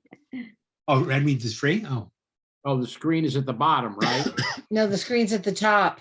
Oh, and Yeah, you know, The yellow is what I just chose. get That's as fine. far back as you can. Yeah, Yeah, that's what okay. she's doing. When we were in Budapest, Prague. Where were we? Budapest. Budapest, I can't remember. We went to the opera and it was La Boheme. And we knew, and it said it had subtitles. Stupid us. Did we realize that the opera was in Italian and Hungarian, Hungarian? but we had seen it. But because we knew the story, we were okay. We were okay with it, barely. For some barely. reason, we thought in our heads, we thought it was going to be English subtitles. Oh, well, it should have been English subtitles. No, because we were in Budapest, I know, but you were hearing it in Italian, but you were reading it in Hungarian. right? So we, Right. either Here way, in New York, it's going to be in Yiddish, but you're going to be reading it in English. right. It'll probably come here. I would be surprised if it didn't. I'm interested in whether it will or not. New York is a perfect setting for it. I understand it's hard to get tickets already. It's been done before in New York. Huh? It's been done Yeah, we're before. talking in Short New- time before COVID closed it. Yeah, but I'm saying it's never come, I don't think it's ever come to LA, but it's been in New York many times. No, it has not. I'm wondering how many people would go to see it in Yiddish in the theater. That would be an interesting. You'd almost have to take it to the Dorothy Chandler Pavilion. It would depend on how long. I mean, I don't see that it could have a really long run here. No, I don't see it either. In New York, I'm sure they're going to extend it. They're going from today to January, but I am sure it's going to be extended beyond that because it's going to be amazing. Yeah, well, so Randy, do you want me to buy tickets for Sunday? Well, I have this thing, I have my Lemley card. I know, I always think I'm gonna get it, but most of the time we go, during the week when it's cheap anyway. Hold on, let me do this first and then I will Okay. continue. Okay, senior. That's us. No. Senior, change that. $6.50. That's fine. Wow. I don't think I- That's good. There's probably $1 charge though. That's fine. Okay, continue. $7.50. Okay, here's my card number. Use my Premier card. Excuse me while I 202. Typing in the number. This is a great idea. And this way we'll have a chance to unwind tomorrow. We'll get everything ready at the house for Thanksgiving. Randy, do you need any bridge chairs or any tables? No, we're good. We have nine people. I think we definitely have 9 chairs. All right. We're good.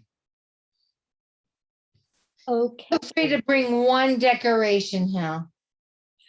What's that? One decoration, Randy said. Bring one decoration if Oh, you you want. should see all the stuff I put outside in the house. I'm sure. Well, that's my Hey, thing. listen, a guy from Beacons was here today. Yeah. And despite the fact that I'm not taking the dining room furniture, I'm not taking the family room furniture, I'm not taking my bedroom furniture, Oh, by his calculations, $10,000. oh no, he didn't send us the quote yet. Oh. But by his calculations, we're taking more than what would go in a typical 3-bedroom house. So. You are taking a lot. And But by, we're not taking 3 rooms worth of furniture. I know, we're convincing Marilyn to unload. We're stripping her to the bone because you can imagine what it's going to take to get her into this place. Yes, well, so I guess we have a lot more purging to do. Yes, we. do. Yeah, slowly and steadily, purge. Brina's got it right. She's Yeah. given herself Oh, from that's January to because next Brina year to lives- get rid of her stuff. Okay, Brina is the Lives difference. in a hoarder house. I know. She and Linda ought to get together. It was Linda. Yeah, she should. Linda, Oh, Linda Linda. House. Oh, I have no. Linda House. Hey, Randy, House. congratulations on your mother. It was easier than you thought, huh? Yep. Wow, that's great. It's fantastic.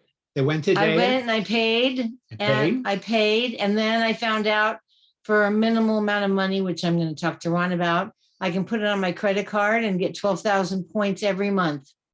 Oh my God, you can go traveling before you know it. Free. Europe- Business class. So it's $30 a month charge, but for 12,000 points a month, It's Are you worth. kidding me? I take that deal 7 days a week. we are. I'm going to share it with Stevie though. Oh, okay, Oh, that's fair. that's fair. No, it's not. Yeah, he has to pay half the $30 a month though. Are we going to the Fablemans at 12:55 or 4 o'clock? Sunday, Sunday, Fablemans. 12:50. 1 o'clock or 4 o'clock? Well, 4 o'clock, we can get some dinner after. Again, we have to eat dinner? 1 o'clock's kind of in the middle of the day. If we go 1 o'clock, it's 2 hour, no, it's 1 hour and 50 minutes. So that's 2 hours. So that makes it 1, 2, 3, and it makes it 3:30 because of coming attractions. Yeah. You go have, An like early dinner. We very could- early dinner. We could walk across the street if the weather's nice to one of the pubs or something. That's fine. And we'll probably be tired, so we'll want to go to sleep earlier on Sunday anyway. That's fine. 7 o'clock. Nah, I don't- Yeah, I mean, otherwise we're looking at 7 p.m. for dinner. That's fine. Okay, 12:55. It's be nice this weekend. buying more seats. Yeah. She's now buying seats for the Fablemans. Okay, so let me tell you, there's 1, 2, 3, It'll be 4, warm. 5, 6, 7. 1, 2, 3, 4, 5, 6, 7, 8. Well, I'll show it. Okay, hold on. Let me get rid of that. Okay, here's the screen. Tell me where you want to sit. I don't care, just You know, not too close. Toward the back again. well, Toward the in the back. Okay, we'll middle, sit in the middle. In the middle, 4 together, You can back. handle, You know, the theaters are so small. Yeah, you know the drill, you can handle it.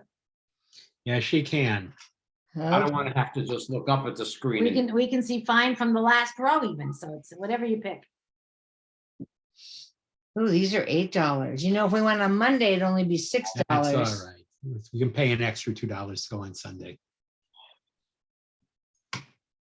I'm going to get $9. 1,200 miles a month. Oh, no, 12,000. That's 140,000. 6,000. Stevie's getting the other half. $6. Oh, that's right. It's only 12,000. You know, when Scott went to college Yeah. at Harvard, you could do that. Did you do it? At Penn, you couldn't. You couldn't. And you couldn't do You it. couldn't do it at the UCs either. No, you could not. It was prohibitive. Because I remember thinking, at least if we were paying for Penn, if we could get miles, would be nice. I mean, I'm thinking like, that's a lot of miles, I'm not gonna. Yeah, it was worth it for $30. No, it's worth it for $30. And if Okay. Are you Steve, going to make Stevie pay his half and pay? no, 50? he'll have to pay his half. Yes. Well, he doesn't pay it. I pay it. My Marilyn pays it. No, but the point is, I think Stevie should share. Well, we should share that part of the expense, shouldn't we? Or What are you talking the about? $30 a month extra? No, if he's getting 12,000 points, he pay. My mother's gonna pay it Oh. and she's not gonna know. We're going to, she'll pay the extra 30 a month and we'll all be the beneficiaries. Okay. What happened? I don't know. I mean, did you have that idea or did they mention it to you? I asked them. Really? I wouldn't have thought about it. And I wouldn't have thought that the company would have done that too, but I guess if they get a certain amount, that they charge on the card, they probably get enough to make it worthwhile to offer the points. I guess.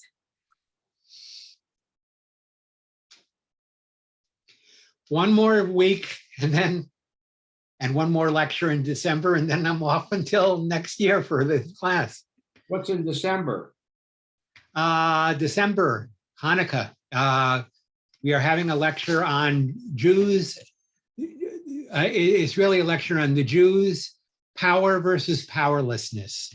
Is it better for the Jewish people to have power or not have power? Is it better for us to be the way we were throughout 2,000 years of our history in the diaspora without power? Or is it better to have power with all the problems that power brings? Well, my philosophy is summed up very simply. People love dead Jews and honoring dead Jews. They don't like Jews with tanks and airplanes and nuclear bombs. That is true. And Jews are going to suffer one way or the other. But is it better if we control our destiny in our own hands or if we're the victims of other people's choices? That's Yeah. I think I know what most people are going to say. what do you think they would say? I think most people are going to say better to have power. Not a lot of people in Israel on the left side of the political spectrum. Hey, progressive Jews in the United States. Yes, But I think that the put your people- faith in the United States and treaties and everything else. Don't trust in Jewish power. Power corrupts. Therefore, Israel is better off with treaties and guarantees than power. It's a cynical and a defeatist way of looking at the history of the Jewish people.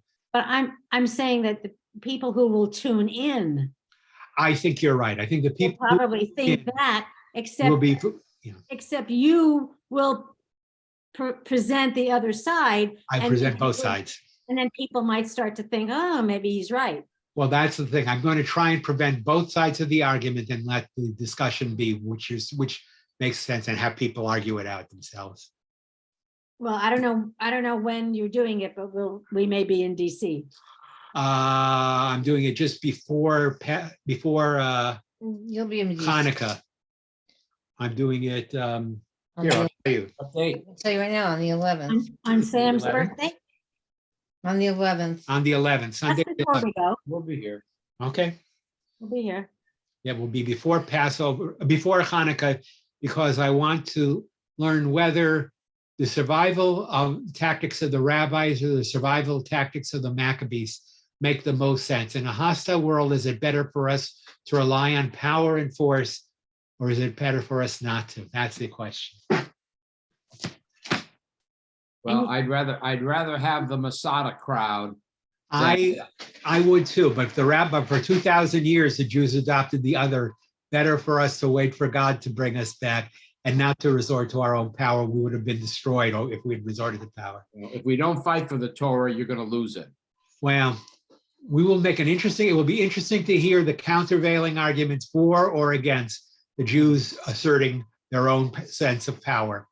It was an argument that Martin Buber stood on one side of the issue, and the people of the state of Israel stood on the other. The people who favored the state said Jews have to secure their own future. They need power. And Buber said, no, we can't depend on Jewish power. It corrupts. Well, I think you should take a poll when the class first starts and then see if anyone changes their minds when you're done. Oh, Actually, that's a pretty good idea. Actually, I like that idea, to take a poll at the start. I'm going to recommend a book. I'm going to send it out very shortly because there is a book written by, I forget what her name is. She's a woman. She's an advocate of power. I forget her name. And it's called Power and Powerlessness. That's the name of the book.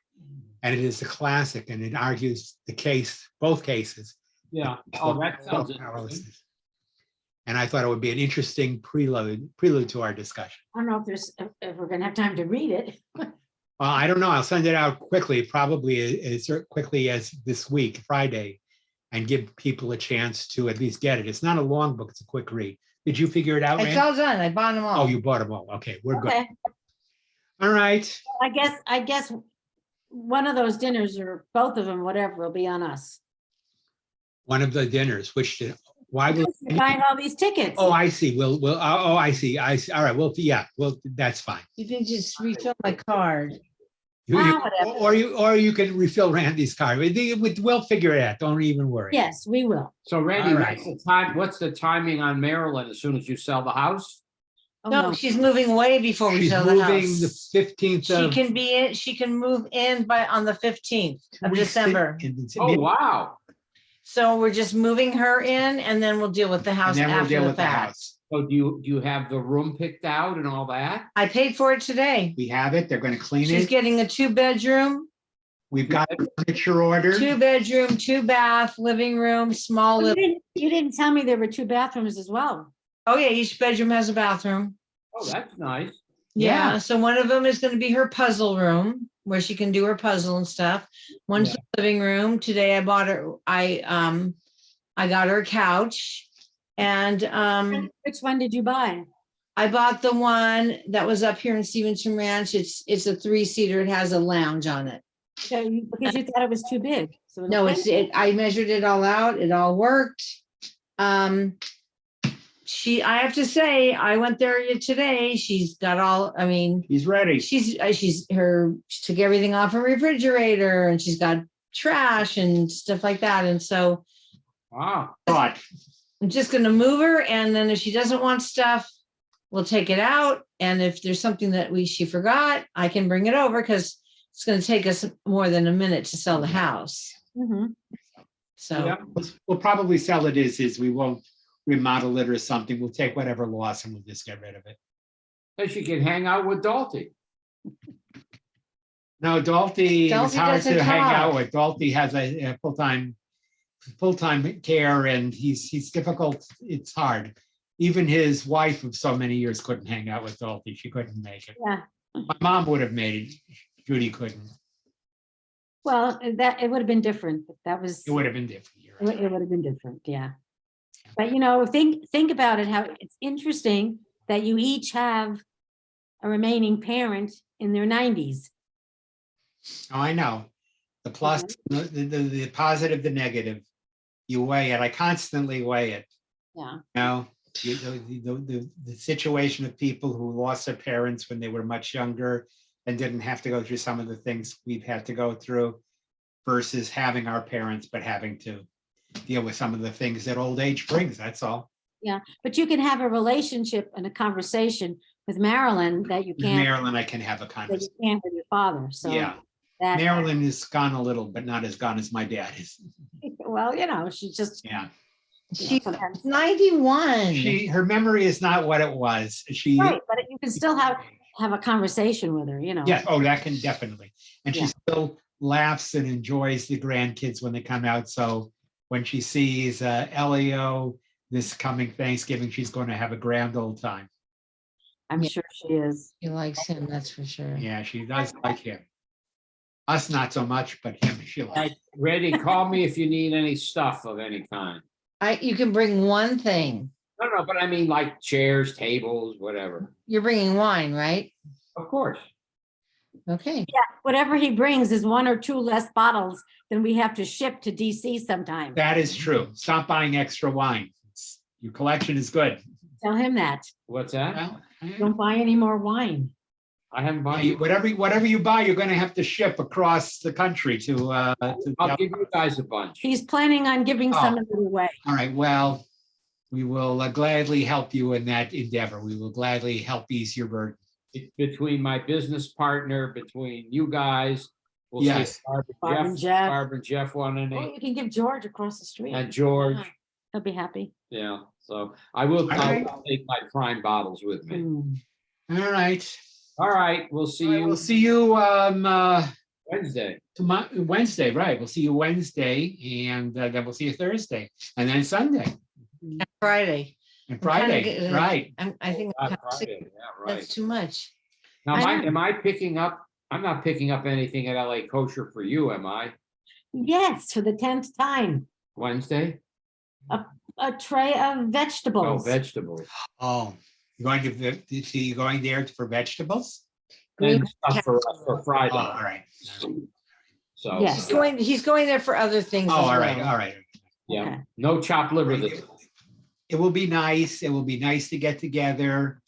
Debbie will be our challenge. We will get her Is she there. coming?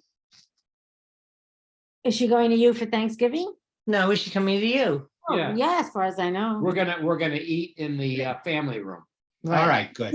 Except I forgot that the tables I was going to set up in the family room are set up in Scott's bedroom Only with one. all our bathroom stuff on it. It'll take. Well, 5 honestly, I have the folding in half white tables. I have 2 6-foot tables I bought for trains for ZV.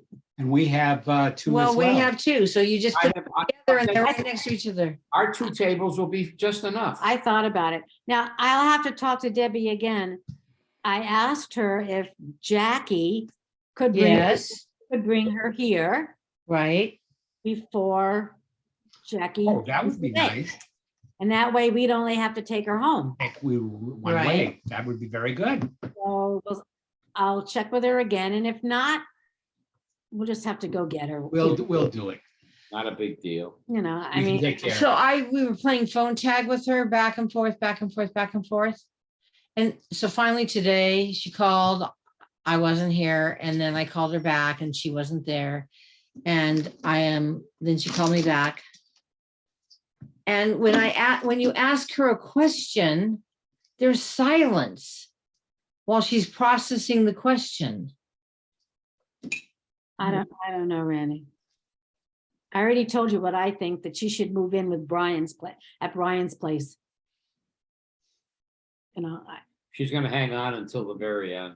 I don't. She told me the stupidest thing today. I'm just going to share this with you because this made no sense to me. Okay, so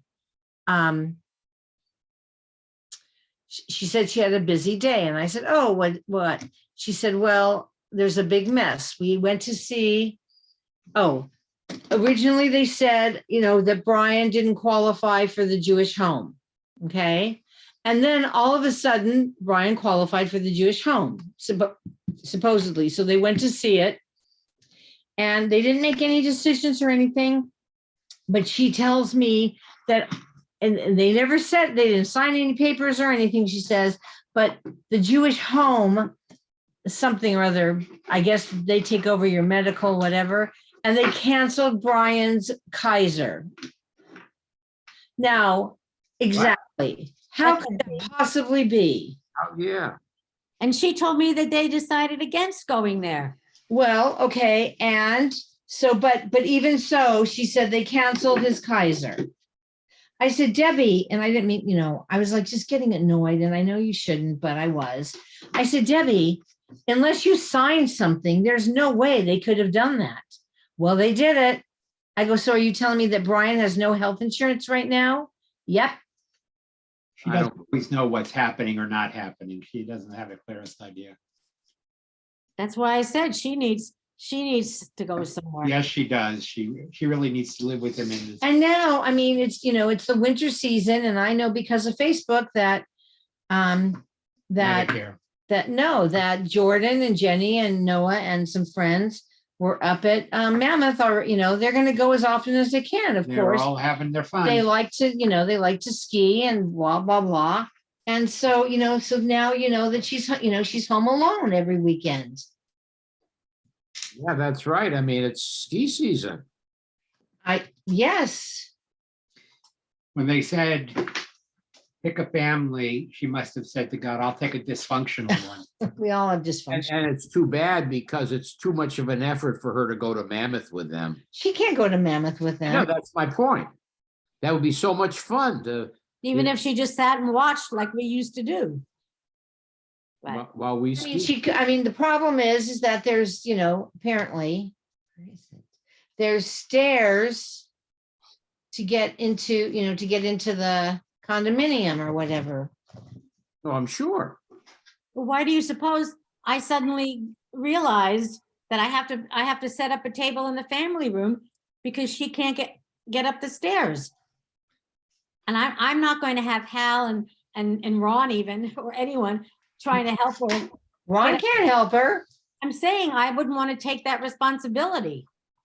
I suppose I could hold her and bring her up the stairs. It's too dangerous. No, I wouldn't, I know. No. He's largely dead weight. Yeah, Yeah, yeah, so, that's true. so no. She has no, here I go again. She has no body strength. Yeah. And she isn't going to suddenly start doing what you suggested, which is Of not gonna course help, not, but no. I think that's the only way to help her.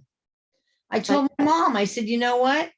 After a month at this place with your morning exercise, and if you take the balance in the afternoon, I said, you can probably get yourself up and down the hill to The dollar store. the dollar 99 store cents all off. by yourself without me. Go to the 99-cent store. Yeah, That's she can right. walk there. I thought of her today because PT is right between that and Pacifica. Oh, okay, well, there you go. In that medical building. So when I went today, I said, I wonder if Randy was there paying for Maryland today. Oh, yeah, and I had to sign 400 different pieces of paper. And that is not an exaggeration. No, I believe that. I believe. Half of them I had to sign Marilyn Aronson by Randy House POA. Mhm. And on every single one, and then my name underneath, POA. power of attorney. Ah. Power of attorney. She can make decisions. Yeah. No, I had to do that for my mother as well. Yeah, so, You know what? Just think about how much better it's going to be for everybody Oh, in a yeah. month. oh, yeah. Wow. Stevie We're went down- hoping that's true. We'll see. Well, it's gonna take her time, come on. And no more schlepping to the valley. No, but we'll probably be schlepping daily to the place. No, I'm not going daily, and she won't want to see me daily. All right. Hopefully not. Well, yeah, well, that's another thing. If she did, you're going to have to not do that. No, No, we're gonna she wean won't. her. She wean her. won't, she'll, she's more than happy to just sit and do her puzzle and watch her television and, Go to you the know. 99-cent store. But today, I think it will be today's trip, interesting. I think, or tomorrow's trip is Target. Well, I think it will be interesting to see if she does anything with some of the other ladies. We'll see. Never know. No, I know it's hard at this age to make friends, Yeah, it will be. but they have set seating, so that'll help. All right. All right, very good. All right. Get a good night's sleep. Yeah, Yeah, because the last couple of nights haven't been so, well, no, last night I slept through the night. Oh, there you go. Oh, I've that's actually done that several times in the last couple of weeks. That's The wonders never cease. well, the workers come at 8 o'clock. Yeah, they'll every be here morning. tomorrow morning again. Plumbing. They making progress at least? Yeah, they should be done in a couple of weeks. or something. They're hoping to be done by a week from Saturday. In fact, Fabulous. they'll be here Friday. And I said to Hal, because we're doing the kitchen floor as well. And Right. they're doing the floors on Friday. I said, we can't do the kitchen on They'll do Friday. the floors upstairs in the So- bathroom and come back Saturday for the floor in the kitchen. Okay. 'cause I forgot about dinner Friday. So I said, no, they can't do that. All right, have a good evening. You too. Good night. Bye. Let's go. Okay. Okay.